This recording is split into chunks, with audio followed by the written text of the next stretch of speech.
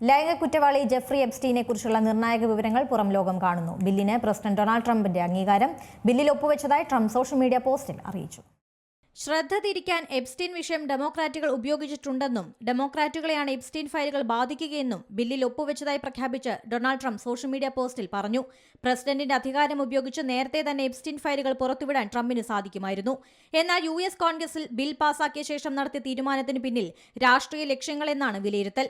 Epstein ഫയൽസിൽ ട്രംപിന്റെ പേരുണ്ടെന്നും ലൈംഗിക കുറ്റവാളികളുമായുള്ള ട്രംപിന് വലിയ അടുപ്പമുണ്ടായിരുന്നെന്നും ആരോപണമുയർന്നിരുന്നു.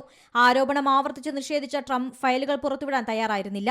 ട്രംപിന്റെ പേര് പരാമർശിക്കുന്ന തരത്തിൽ എപ്സ്റ്റീന്റെ ചില മെയിലുകൾ പുറത്തു വന്നതോടെ ട്രംപ് നിലപാട് മാറ്റി.